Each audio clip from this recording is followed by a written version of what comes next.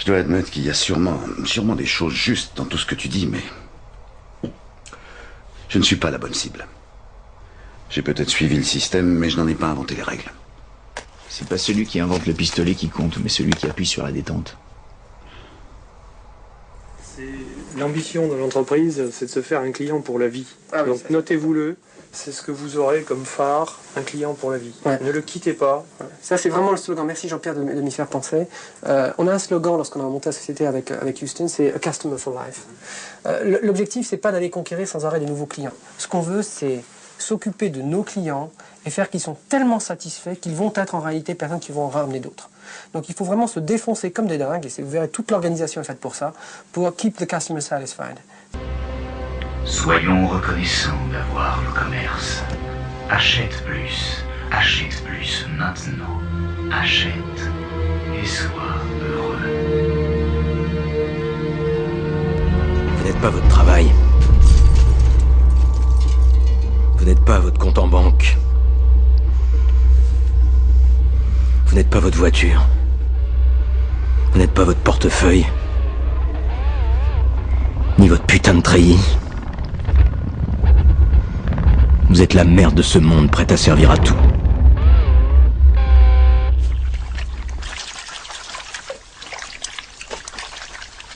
Ça doit faire un bail, non? Que t'as pas fait la lessive?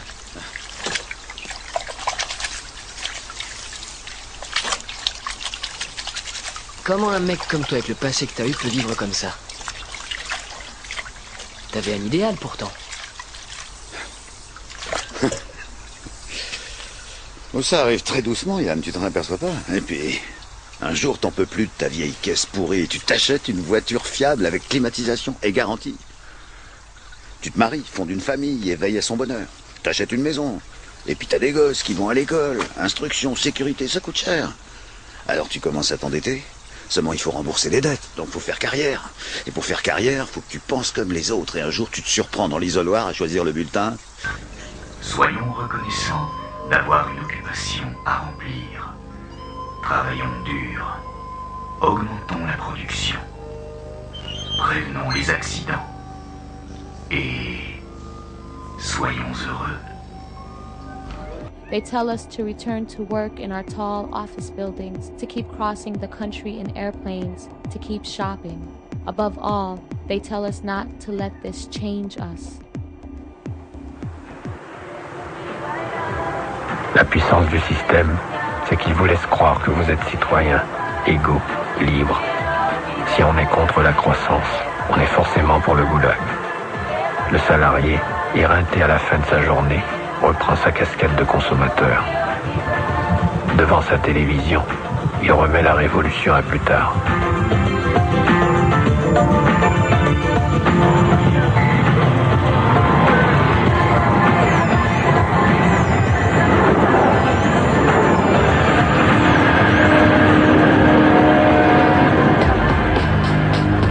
La matrice est un système. Et ce système est notre ennemi. Quand on est à l'intérieur, qu'est-ce qu'on voit partout?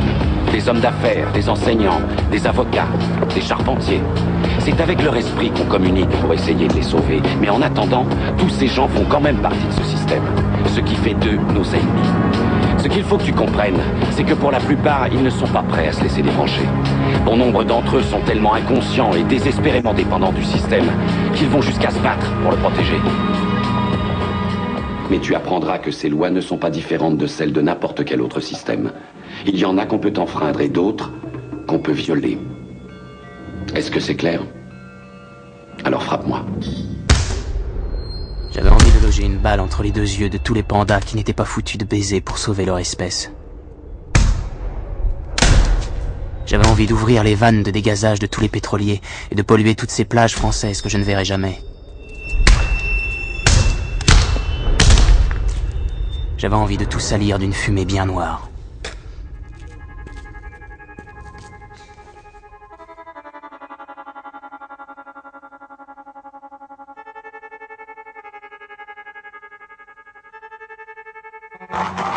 Combien de chaos, combien d'images, combien de mots nous faudra-t-il?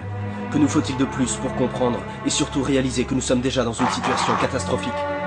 En moins de 100 ans, nous avons mis en sursis la Terre. Tous les signaux d'alarme sont au rouge. Ça vire même au noir depuis peu. Pas à côté de la ville. Il n'avait qu'un seul mot à dire. Un seul. Stop. Sinon, on crèverait tous.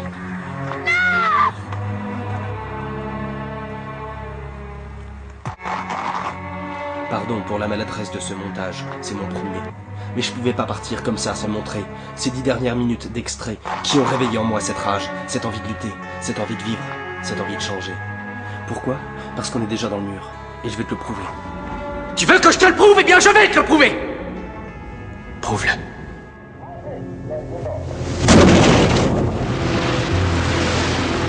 Elles sont 1000.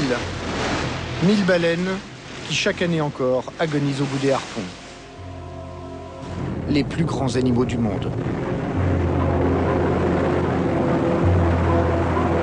Le bilan est inquiétant. Il reste peu de baleines. À peine 1 million d'individus peut-être. Toutes espèces confondues. Certaines populations sont très faibles, au bord de l'extinction. Il ne resterait que 2000 baleines franches, 1000 baleines bleues. La baleine grise, qui a définitivement disparu de l'Atlantique, ne subsiste que dans le Pacifique Nord.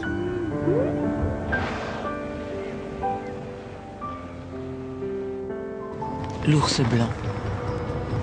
Il en subsisterait seulement 22 000 à travers la planète.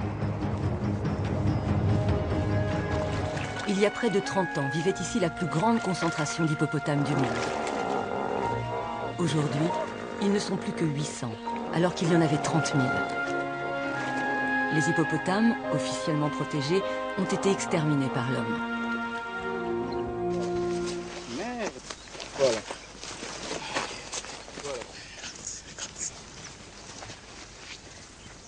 Puis ils ont tué, ils ont laissé la viande, ils ont tout laissé ici. Merde. Des carcasses comme celle-là, les rangers en trouvent une dizaine par mois. Un des moins encore là. Les pachydermes sont abattus pour leur viande ou leur ivoire. C'est pas possible ça. Ils ont eu quand même le temps d'enlever le... Tu vois, ils ont scié, hein. Ça c'est la scie. Ça c'est la scie, ils ont scié. Et on en a toujours comme ça, chaque fois.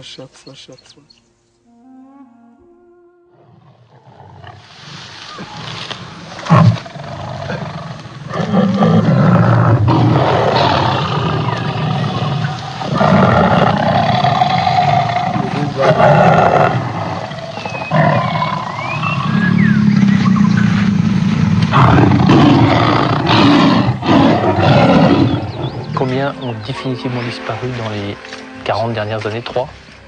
Oui. Le tigre de la Caspienne, probablement. Tout à fait. Le tigre de Bali, complètement disparu, et le tigre de Java, qui lui ne serait pas éteint. Apparemment, les scientifiques auraient des preuves comme quoi certains individus seraient présents. Est-ce que les populations sont viables ou pas? Ça, c'est un autre débat. Il existait autrefois dans toute l'Asie mineure. Puis il a lentement mais sûrement disparu, traqué par les hommes, et ne subsiste plus que dans la forêt de Gir. Comme le tigre, ce lion est désormais un roi sans couronne. Maladie ou catastrophe naturelle pourrait en peu de temps faire disparaître à jamais ce dernier carré de lion d'Asie. Ce que je constate, ce sont les ravages actuels, c'est la disparition effrayante des espèces vivantes, qu'elles soient végétales ou animales, et le fait que du fait même de sa densité actuelle, l'espèce humaine vit sous une sorte de régime d'empoisonnement interne, si je puis dire, et je pense au présent et au monde dans lequel je suis en train de finir mon existence.